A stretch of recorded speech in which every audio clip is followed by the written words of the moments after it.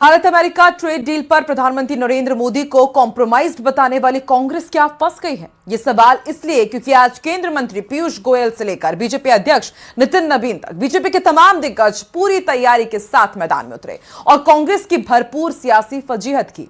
पंडित नेहरू, इंदिरा गांधी, राजीव गांधी, सोनिया गांधी और राहुल गांधी के दौर तक इतिहास से लेकर वर्तमान तक हर पन्ना बीजेपी नेताओं ने खोला। देखिए रिपोर्ट।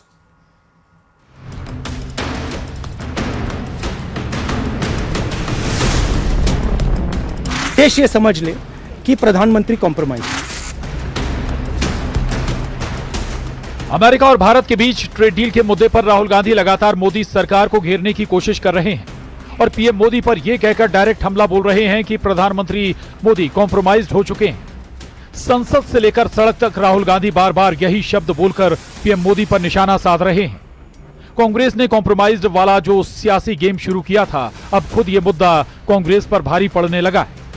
बीजेपी अध्यक्ष नितिन नवीन, केंद्रीय मंत्री पीयूष गोयल और बीजेपी के तमाम दिग्गजों ने कॉम्प्रोमाइज्ड को लेकर कांग्रेस के इतिहास और वर्तमान की बखियां उधेड़नी शुरू कर दी।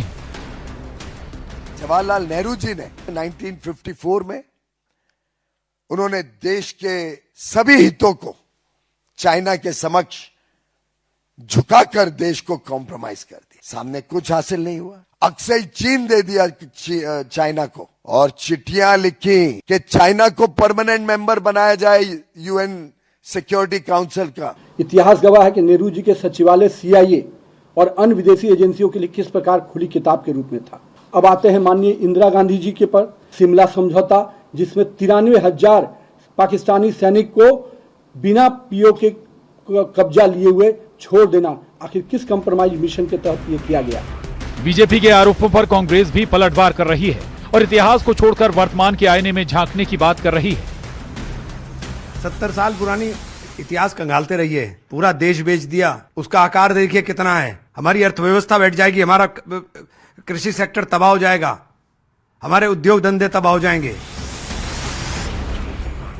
सियासत में मुद्दों के आधार पर वार और पलटवार की लाइन लेंथ तय होती है। तो सवाल यही है कि क्या वोट चोरी, एसआईआर, कांग्रेस ने फिर एक बार ऐसा मुद्दा उठा दिया है जिससे खुद उसी की फजीहत हो रही है। Bureau report, news 18। और देश प्रदेश में वक्त एक ब्रेकिंग न्यूज का। नागौर की राबड़ी से बड़ी खबर आपको बता दें, झिटिया सरपंच पर जानलेवा हमले का यह मामला है। उपखंड कार्यालय के बाहर ये प्रदर्शन चल रहा है, धरना दिया जा रहा है। प्रशासन और ग्रामीणों के बीच अभी इस वक्त तीसरे दौर की वार्ता जारी है। सरपंच ने बजरी माफियाओं पर हमला करने का आरोप लगाया है। जल्द आरोपियों की गिरफ्तारी की मांग की जा रही है। तो एक्सक्लूसिव तस्वीरें भी आप देख रहे हैं। आप देखिए, प्रशासन और यहां पर जो प्रदर्शनकारी हैं उनके बीच तीसरे दौर की वार्ता जारी है। और सीधे रुक कर लेते हैं प्रकाश का। इस वक्त हमारे साथ संवाददाता लाइव जुड़ चुके हैं ग्राउंड जीरो से ही। प्रकाश, अभी यहाँ पर बातचीत चल रही है, तीसरे बार की ये बातचीत है। इससे पहले जब 2 राउंड की बातचीत हुई है तब वहां पर क्या कुछ हुआ? गिरफ्तारी की मांग की जा रही है, प्रशासन की तरफ से क्या कहा जा रहा है?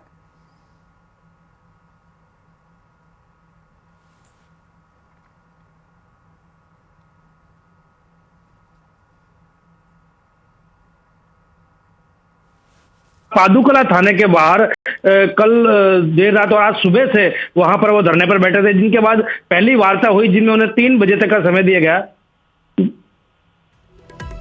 3 बजे तक का उन्हें समय दिया गया था, जिसमें उनको वहां पर जो मांगे हैं उनकी जो मान लेने का पूरा जो इनको प्रस्ताव दिया गया था। लेकिन आरोपियों को गिरफ्तारी नहीं होने के चलते वो जो ग्रामीण है वो लंबे समय तक देखने वाली बात होगी कब तक आरोपियों की गिरफ्तारी हो पाती है, क्योंकि